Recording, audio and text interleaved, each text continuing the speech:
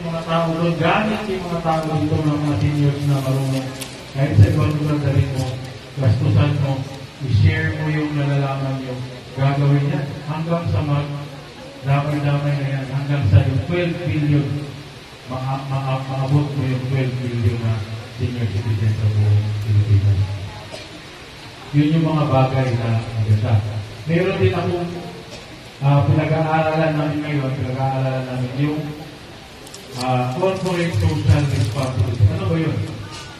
Turuan natin itong mga kumpanya, lalo ng mga fast food, na mag-employ, magtanggap ng mga empleyado na senior citizen. Pwede yun eh. Sa ibang bansa, pag pumunta ka, lalo-lalo na yung mga fast food, pag pumunta ka ng alas 9, kadalasan pag umaga hanggang alas 2 ng hapon, alas 3. Makikita mo puro senior citizen na may tatrabaho. O, walang hindi senior citizen. Kasi bakit? Kasi sila, inano sila ng gobyerno nila, kumbaga, ininganyo sila na sa ibang bansa na inubliga. Dito kasi hindi natin pwedeng pilitin. Pero pwede natin inganyohin. Paano? Gagawa tayo ng batas katulad ng tax incentive o meron silang bawas sa kanilang babayarang buwis pagka na-kompleto nila yung kanilang senior citizens na empleyado. Kunyari, meron silang 100%. Sasabihin natin, lagay tayo ng quota. Dapat 20% ng mga empleyado mo senior citizen. Kasi yung trabaho mo ito, pwede ang senior dito. So pag tinupad mo ito, ginawa mo itong requirement na ito, meron kang discount sa pagbayad mo ng buwis pagka natin nagkatapusan ng taon.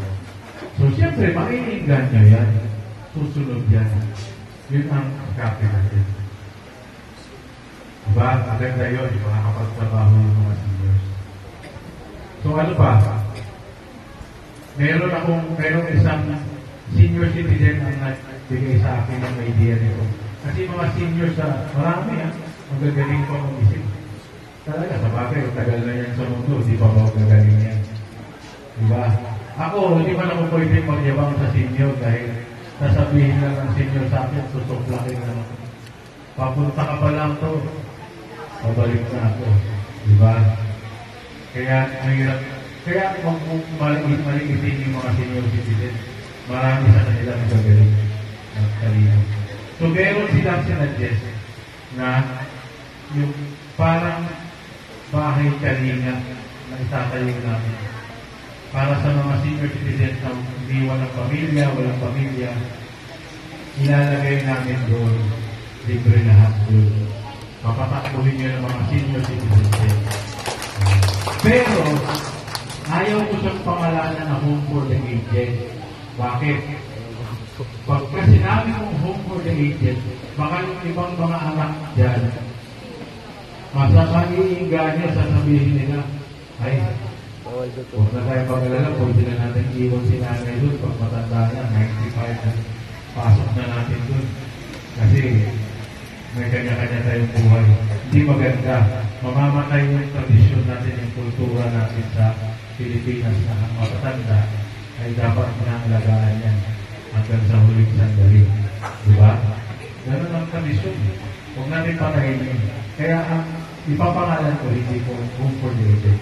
Ano lang na parang kalinga, parang assistance sa tingin. Para sa mga walang papuntahang senior citizen, wala na pamilya. Okay? So, ngayon, paano mangyayari yun? Kaya, ito, itong party list na to, hindi ito sa akin, hindi ko pag-aari. Ang nagmamay-ari niya, yung mga senior citizen. Pag yan inilaban nyo, itinapanya nyo, kayo rin ang makikilaban dyan, mga senior. Diba? So, marami yan eh. Nagbabago kasi. Nagbabago yan eh. Pagkadalo sa araw